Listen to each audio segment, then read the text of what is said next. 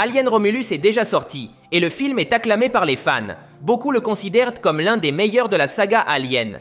Mais à quel point est-il vraiment bon? N'a-t-il pas de défauts? Nous allons le découvrir. Aujourd'hui, sur Charlie et Al, nous examinerons les aspects positifs et négatifs de Alien Romulus. Comme toujours, je vous préviens que cette vidéo contient des spoilers, alors vous êtes avertis. Prêts? Allons-y.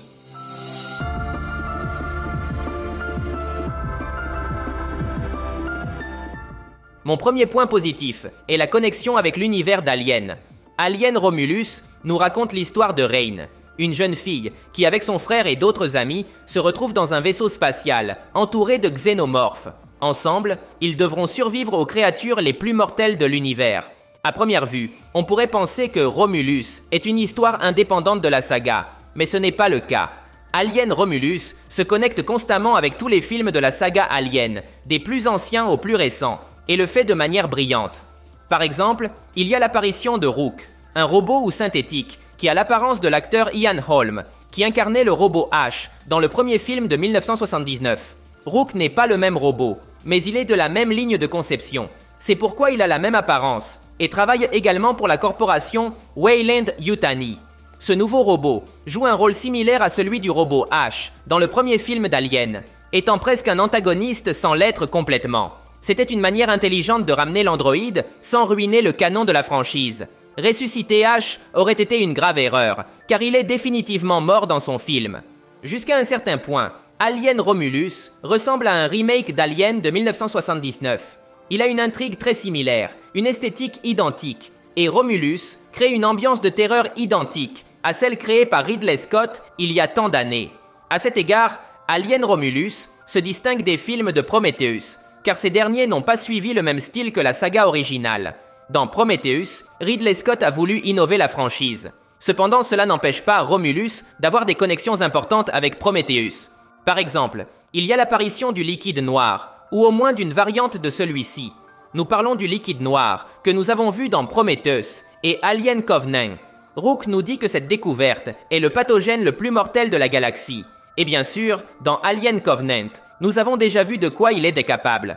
Alien Romulus sait quels sont les points forts de la franchise et les ramène sans hésitation. Nous voulions de la brutalité, la voilà. Nous voulions une guerre dans l'espace contre les xénomorphes, la voilà. Les intrigues classiques avec les synthétiques, les voilà. Tout est là. Alien Romulus se connecte à la fois en histoire et en style avec la saga originale. À cet égard, il n'y a rien à critiquer. Les fans de la saga Alien ne peuvent pas être déçus. De plus, le film est chargé de références et de fanservice pour les fans les plus fervents. Il y a une scène où Rain charge une arme en portant des vêtements légers, ce qui est une référence à Ripley du premier film. La seule différence était que dans la scène emblématique de Ripley, elle était en sous-vêtements, mais la référence est évidente. Un autre exemple de fanservice apparaît lorsque Rook parle de sa création, la substance Prometheus 5. Ici, la musique du film Prometheus de 2012 se fait entendre. Les fans les plus fervents de la saga ont sûrement remarqué tous ces détails facilement. J'espère donc faire bientôt une vidéo avec toutes les références du film. Je pensais que ce serait le type de film qui, bien qu'il se déroule dans l'univers de la franchise, ne se connecterait à rien pour ne pas toucher au canon. Mais c'est tout le contraire. Alien Romulus embrasse le canon de tous les films et se connecte parfaitement avec le reste de la franchise sans trop s'engager. Passons maintenant à mon deuxième point positif, l'essence de la saga Alien. Les fans de la franchise savent que le premier film d'Alien combinait plusieurs genres. Ce n'était pas seulement de l'horreur, mais il y avait aussi de la science-fiction, du drame, du suspense et de l'action.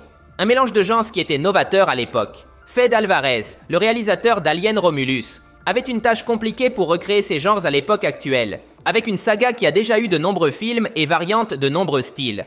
Malgré cela, le réalisateur fait un travail efficace et parvient à ce que Alien Romulus soit identique en style au premier film de la saga Alien. Si nous pensons à la science-fiction, Romulus recrée parfaitement l'atmosphère spatiale, propre au film des années 80. Il y a des robots synthétiques, avec des disques sur leur tête, des planètes détruites par les corporations, des vaisseaux spatiaux assez rustiques, et même un peu laids. C'est cette science-fiction sale et imparfaite, des vieux films. Si nous parlons d'action, je peux facilement mentionner la scène où Rain déchiquette les xénomorphes en gravité zéro. C'est une scène assez épique à sa manière. Si nous pensons au drame, je peux mentionner l'histoire entre Rain et Andy, qui avaient des conflits sur la valeur des synthétiques. Le film nous a raconté de manière ingénieuse comment Andy a affronté ses propres limites en tant que robot. Et nous avons également vu comment Rain a appris à beaucoup plus apprécier son frère, bien qu'il soit considéré comme une machine. C'était une manière intéressante de travailler avec les synthétiques. En ce qui concerne la terreur, Fede Alvarez avait un travail compliqué. Lorsque Ridley Scott a sorti son film en 1979, la terreur était plus efficace, parce que personne ne connaissait le monstre xénomorphe. La terreur de l'inconnu était fondamentale pour atteindre ses objectifs. Dans ce cas, Fede Alvarez ne pouvait pas appliquer la même chose, parce que nous connaissons tous déjà les xénomorphes, et ils sont très présents dans notre esprit. C'est pourquoi le réalisateur a préféré traiter les xénomorphes avec une ambiance de tension et de poursuite. Au lieu de cacher les xénomorphes, il a préféré les montrer subtilement de manière oppressante, pour qu'ils causent du stress parmi les victimes. C'est similaire au jeu vidéo Alien Isolation. Dans Romulus, les protagonistes se sentaient acculés à tout moment. Ce n'était pas de la terreur en soi, mais de la tension et de la poursuite. Mais bien sûr, il y a eu des moments de terreur. Très ponctuels, mais efficaces. Je pense que nous serons tous d'accord pour dire que le moment le plus terrifiant a été lorsque le hybride humain-xénomorphe est apparu. Cette scène était brutale. Il n'y a eu aucun jumpscare, ni musique stridente. La créature est simplement apparue, ainsi en silence dans l'ombre. Ce moment m'a vraiment déstabilisé. Quelle scène bien dirigée. Ici, le réalisateur a fait un travail spectaculaire, en créant une atmosphère de terreur convaincante. Rappelons qu'il a déjà de l'expérience dans ce genre, grâce à son travail sur des films comme Evil Dead de 2013 et Don't Breathe de 2016. Cette expérience se ressent. En définitive, Fede Alvarez a compris ce que signifie la saga Alien, et ne s'est pas contenté de copier la formule, mais a su l'adapter, pour que les xénomorphes fonctionnent avec ces nouvelles générations. Mais maintenant, passons aux aspects négatifs du film. Il est difficile de choisir quelque chose de négatif, mais dans ce cas, je retiens les mauvais CGI de certaines scènes. Le film a très peu de points faibles. Cependant, il y a des moments très précis, où les effets spéciaux faiblissent un peu. Le CGI du robot Rook est assez imparfait, voire mauvais. On comprend qu'ils ont dû faire un deepfake de l'acteur Ian Holm, qui est décédé en 2020. Mais le résultat n'est pas très réussi. Cela se voit trop que c'est faux, et c'est dommage, car 90% du film a des effets de premier niveau. En fait, la plupart des monstres ont été créés avec des effets pratiques, qui sont magnifiques. Ainsi, le CGI de certaines scènes est la seule chose qui enlève de la qualité au film. Ils auraient facilement pu éviter cela, en mettant un autre robot quelconque qui ne soit pas Ian Holm. Mais apparemment, Fede Alvarez voulait faire référence à Alien de 1979. Ils ont donc préféré un CGI imparfait, plutôt que de perdre l'occasion de faire une référence.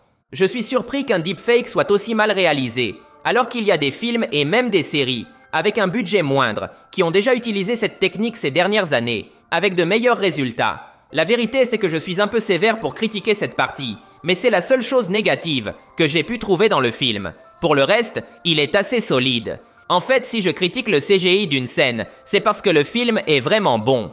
En conclusion, Alien Romulus est un joyau de film. Il respecte beaucoup la saga Alien et se connectera sûrement parfaitement avec les fans de la franchise, ainsi qu'avec le public occasionnel. Bien sûr, je le recommande. Mais bon, c'est tout pour aujourd'hui. Si tu as aimé la vidéo, cela m'aiderait énormément si tu me laissais un like. Ce serait légendaire. De plus, n'oublie pas de t'abonner car je posterai plus de vidéos sur tes séries et films préférés. Merci de m'avoir écouté. Mon nom est Charlie et nous nous verrons à l'avenir.